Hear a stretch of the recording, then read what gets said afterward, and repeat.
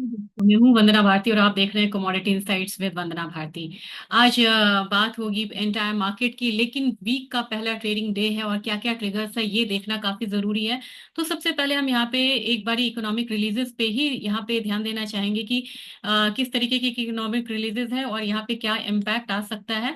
ये हफ्ता इम्पोर्टेंट है यहाँ पे, और इम्पोर्टेंट इसलिए है आज के दिन में आप देखेंगे जापान और चाइना यहाँ पे बंद है, मंडे क्लोजिंग है। और यूके वगैरह में भी बैंक हॉलीडे है, यूएस मार्केट ओपन है, लेकिन कोई खास डेटा नहीं है। अब आते हैं कल के लिए, क्योंकि डेटा में आपको सर्विसेज पीएमआई है जिसका कमोडिटी पे बहुत ज्यादा इम्पैक्ट नहीं आता, इसलिए मैंने ऐसा बोला। नॉन मैन्युफैक्चरिंग प्राइसेस है, ये भी बहुत ज्यादा इम्पैक्टफुल नहीं है। लेकिन वेंसडे को आपको तो क्रूड ऑयल इन्वेंट्रीज का डेटा है ही है, साथ में आपको एफओएमसी का स्टेटमेंट है और फेड का इंटरेस्ट रेट डिसीजन है। तो इंटरेस्ट रेट डिसीजन में यहाँ पे क्या हो सकता है ये आप देख सकते हैं। 4.5 4.5 यानी कि मई से जून तक जो फेड का इंटरेस्ट रेट का टूल इंडिकेटर बता रहा है, वो बता रहा है कि मई और जून में चांसेस नहीं है, लेकिन जुलाई में चांसेस है यहाँ पे एक इंटरेस्ट रेट कट का। तो 2 महीने इंटरेस्ट रेट डिसीजन मतलब अनचेंज्ड हो सकता है, लेकिन आने वाले का समय कैसा रहेगा ये काफी इंपॉर्टेंट रहेगा। थर्सडे की बात अब यहाँ पे करते हैं। थर्सडे एफएमसी का प्रेस कॉन्फ्रेंस होगा, साथ में बैंक ऑफ इंग्लैंड का यहाँ पे इंटरेस्ट रेट डिसीजन है, जिसमें कि 25 बेसिस पॉइंट कट की यहाँ पे संभावना है, यानी कि इकोनॉमी को गति देने के लिए वो यहाँ पे एक इंटरेस्ट रेट कट करना चाह रहे हैं, क्योंकि ऑलरेडी यहाँ पे टैरिफ वॉर की वजह से काफी ज्यादा क्योस हो चुका है। और फ्राइडे कोई बहुत ज्यादा इंपॉर्टेंट डेटा नहीं है। अब इसके साथ हमें थोड़ा सा रिवाइज करना होगा, जैसे हम ऑप्शन चेन यहाँ पे रिवाइज करते थे, एक बार फिर से ऑप्शन चेन को ही रिवाइज करेंगे और देखेंगे कि गोल्ड में अब कौन सी मूव यहाँ पे बन रही है। तो सबसे पहले आपको मैं ले चलती हूँ ऑप्शन चेन डेटा पे। आज गोल्ड सिल्वर डिस्कस करेंगे और फिर एक दिन हम यहाँ पे क्रूड नेचुरल गैस कल के दिन में कर लेंगे। तो वीडियो ज्यादा लंबा भी नहीं बनेगा और आपको जानकारी भी मिलती रहेगी। अब यहाँ पे आप इम्प्लाइड वॉलेटिलिटी देख सकते हैं कि अभी थोड़ा सा हायर साइड है, बहुत ज्यादा हाई नहीं है, क्योंकि ये 32 40 36 तक भी इनफैक्ट गया था। अब रेट्स क्या आ रहे हैं, रेट्स में आप देख लेंगे कि जो अपना स्पॉट गोल्ड है 3257 आ रहा है, 3258 मान के इसको हम चलते हैं। और जो फ्यूचर्स है कॉमिक्स का वो $3266 के करीब आ रहा है, यानी कि ओवरऑल देखा जाए तो $10 की जो मतलब गैप है वो यहाँ पे है। और ज्यादा जो अपसाइड है वो हम फ्यूचर्स में आता हुआ देख रहे हैं, ज्यादा मूवमेंट फ्यूचर्स में है। सिल्वर की बात की जाए तो सिल्वर आपको $32.5 है, और ये बढ़ा हुआ कितना है, 0.6% से ये बढ़ा हुआ है। तो आज की मार्केट में बढ़त है, इस बात को आप बिल्कुल ध्यान में रखिएगा। लेकिन अब हमारी मार्केट देखिए, यहाँ पे गोल्ड जो है 93,000 से ऊपर है, नेक्स्ट मूव क्या होगा इस पे हम बात करेंगे। सिल्वर 94,000 से ऊपर है, और रेशियो जो है अभी करीब करीब 0.98 के करीब है, क्योंकि आप देखेंगे कि सिल्वर अब थोड़ा गोल्ड के प्राइसेस से ज्यादा होके ट्रेड हो रहा है।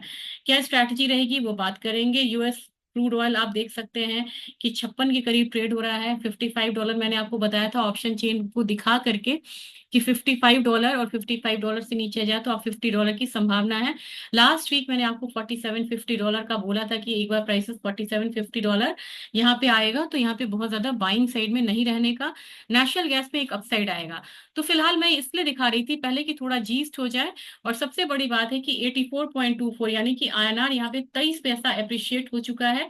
तो हमारा ये जो मूवमेंट है ये लॉक रहेगा, ये बात आपको ध्यान में रखना होगा। 0.2% आईएनआर अपना अप्रिशिएट हुआ था, ये आईएनआर बढ़ा हुआ है 0.72 से, और ये बढ़ा हुआ है 0.54 से। अब इसमें 2.24 ऐड कर देंगे तो लगभग आप देख रहे हैं कि जितना कम यहाँ पे आईएनआर अप्रिशिएट ये गोल्ड अप्रिशिएट हुआ है, तो वो गया कहाँ है, आईएनआर एप्रिसिएशन में 0.24। यानी कि मूवमेंट यहाँ पे अपनी मार्केट में थोड़ी सी लिमिटेड रहेगी। टाइम है शेयर नहीं करने का, क्योंकि यहाँ पे अब बात करेंगे चार्ट से कि मैं आपको लेवल्स बताऊंगी और साथ में डिस्कस करेंगे कि किस तरीके की मूव हो सकती है। आज की मार्केट में अगर हम क्रूड ऑयल को सॉरी यहाँ पे गोल्ड को देखें, तो गोल्ड जो है थोड़ा सा अब यहाँ पे डाउनसाइड लेता हुआ बन रहा है। सीधा सीधा चलते हैं, अब एक बारी देखते हैं कि ऑप्शन चेन यहाँ पे क्या बताता है कि किस तरीके की जो मूव है वो देखने को मिल सकती है। तो एक बार उसको रीड करेंगे ऑप्शन चेन गोल्ड और सिल्वर में, फिर यहाँ पे आगे हम बात करेंगे कि मूव क्या आ सकती है। तो सबसे पहले गोल्ड यहाँ पे आ रहा है 3267। जल्दी से यहाँ पे देखते हैं कि 3267 कहाँ पे स्ट्राइक है अपना। 3267 ये वाला स्ट्राइक है, यहाँ पे आप देखेंगे। मैं बैक जाती हूँ, 3267 निकालते हैं। 3267 यानी कि 65 के करीब ही आपको ये आ रहा है। एक बारी मैं ग्रीक्स को हटा के इसमें गोल्ड के ऑप्शन कोड्स को लाना चाहूंगी। ऑप्शन कोड्स को लाई, नियर द मनी में जाके आप 50 स्ट्राइक्स कर सकते हैं खुद से भी, और इसको क्रॉस करें। इसके बाद आपको दिखेगा 3265 पे हमें सीधे जाना है। 3265 पे देखेंगे ओपन इंटरेस्ट तो खड़ा है। अगर हायर साइड जाता है तो आपको बहुत चांसेस है यहाँ पे 3300 आने का, लेकिन वहां से मार्केट, एक ये कॉल वॉल है, यहाँ से मार्केट पलटने की बहुत ज्यादा संभावना है, क्योंकि 3300 से आपको एक रेजिस्टेंस होगा। तो 3300 लगभग अपने बाजार में 94,000 हुआ, इसको आप ध्यान में दे के चलेंगे, और उससे ऊपर बढ़ता है तभी यहाँ पे 3350 आना चाहिए। लेकिन संभावना ये है कि यहीं से मार्केट को पलटना चाहिए, यानी कि ये रेजिस्टेंस का काम करेगा 3300। हमारी मार्केट में ये अगर कन्वर्ट मैं करूं तो लगभग आपको 94,000 होगा। अब यहाँ पे पुट साइड में क्या है, तो पुट साइड में आप देखेंगे तो यहाँ पे प्रेशर जो है दिख रहा है, और प्रेशर दिख रहा है अब 3265 के करीब अपनी कमोडिटी ये ट्रेड हो रही है। तो नेक्स्ट हम क्या, कौन सा मूव आता हुआ यहाँ पे देख सकते हैं। 3300, 3265 ये वाला रहा, तो इमीडिएट आपको ये वाला लेवल आ सकता है, ये है आपको 3250 का, यानी कि करीब करीब $15 का फॉल आपको इमीडिएट देखने को मिल सकता है। उसके बाद अगर फॉल आता है तो आपको 3200 का जो लेवल है वो देखने को मिलेगा। अब यहाँ पे बायस की बात करते हैं कि बायस यहाँ पे क्या लग रहा है गोल्ड का। तो मेरे ख्याल से गोल्ड में आज प्राइसेस जो है थोड़ा सा डाउन साइड ले रहा है। तो अगेन मैं यहाँ पे जो अपना 94,000 का रेजिस्टेंस मानूंगी। अगर नीचे की तरफ गोल्ड नीचे आता है तो आपको पहला लेवल मिलेगा सपोर्ट 92,600, और दूसरा लेवल आपको यहाँ पे मिलेगा करीब करीब 92,000 का। तो पहला हमारा रेजिस्टेंस 94,000 है, दूसरा सपोर्ट यहाँ पे मैं बात कर रही हूँ 92,600, तीसरा दूसरा सपोर्ट यहाँ पे है 92,000 का। अगर बात सिल्वर की जाए तो सिल्वर में मुझे लग रहा है कि थोड़ा सा अपसाइड जो है वो देखने को मिल सकता है, और यहाँ पे मार्केट $33 आ सकती है इंटरनेशनल मार्केट में। अगेन मैं इंटरनेशनल मार्केट का ट्रेंड अभी मैंने आपको बताया है। अगर बात की जाए यहाँ पे सिल्वर एमसीएक्स की, एमसीएक्स में अगेन रुपी अप्रिशिएट हुआ है तो आपको चाल धीमी रहेगी, लेकिन धीमी चाल के साथ भी यहाँ पे सिल्वर कहाँ जा सकता है अप्रिशिएट होके, 95,100, 95,100 से ऊपर 95,900, इस चीज को आप मार्क करके चलेंगे। अब सिल्वर कहाँ से गिरे तो आपको मानना होगा कि यहाँ से फॉल डीप हो सकता है, और वहां से आपको नेक्स्ट सपोर्ट जानना बहुत जरूरी है, ये है 93,800। जैसे ही 93,800 से नीचे ये कमोडिटी आती है, आपको ध्यान देना होगा कि नेक्स्ट यहाँ से जो डाउन साइड मूव है ये 93,345 तक आ सकता है। प्लीज नोट डाउन कर लीजिएगा ये लेवल्स को, या वीडियो फिर से रेफर कर लीजिएगा। और आपको ये ध्यान में रखना होगा कि फिलहाल अभी तक में जो सिल्वर का बायस है ये थोड़ा सा अपसाइड का है।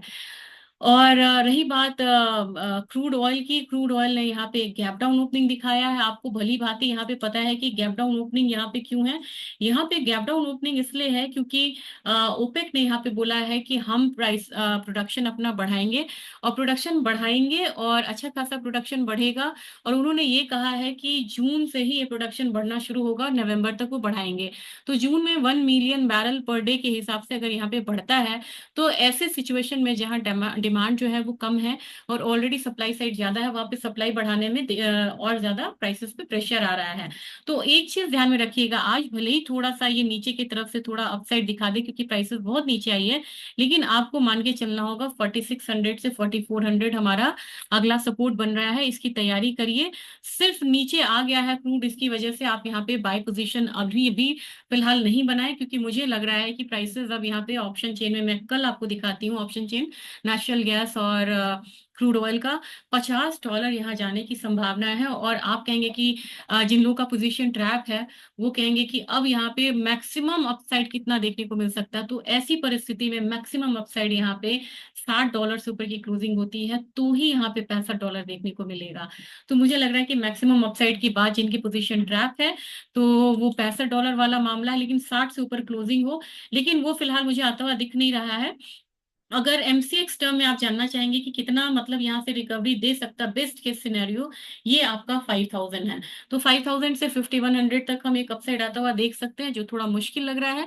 और नीचे में 4,400 है। क्रूड में मैंने जानबूझ के बोला क्योंकि काफी ज्यादा क्वेरीज थी, और इसका मतलब काफी ज्यादा लोग की पोजीशन ट्रैप थी। नेचुरल गैस में एक अपसाइड लग रहा है, तो वहां पे $4 तक मुझे लग रहा है कि एक अपसाइड आना चाहिए।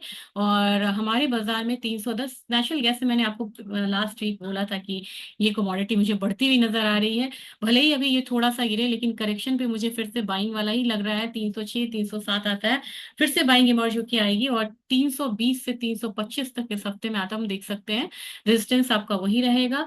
और हमारा जो सपोर्ट है, मेजर सपोर्ट, ये करीब 291 के करीब का रहेगा।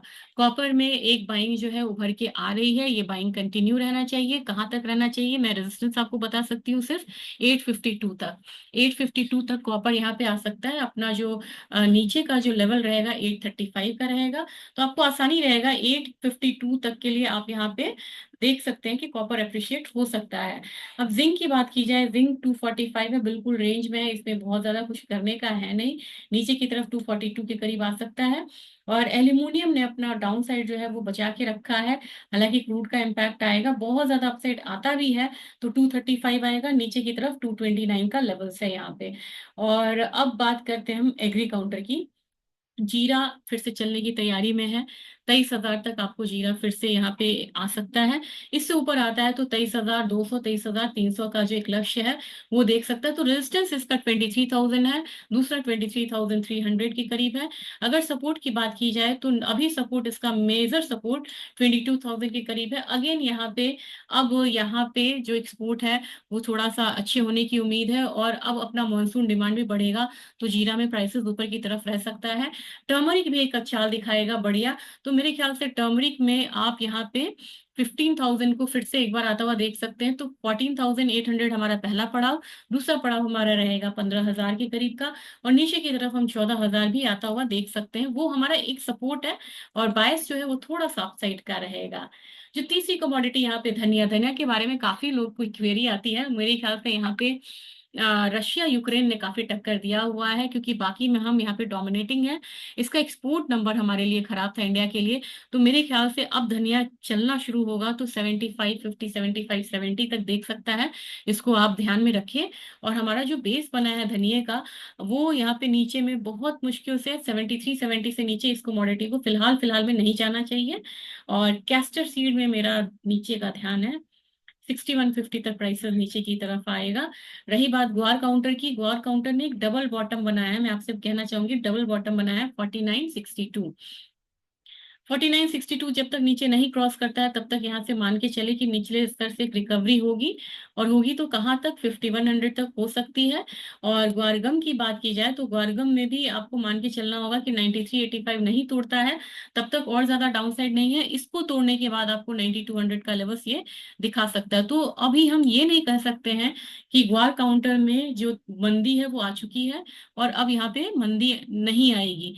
थोड़ा सा यहाँ पे डाउन साइड जो है वो और यहाँ पे देखने को मिल सकता है।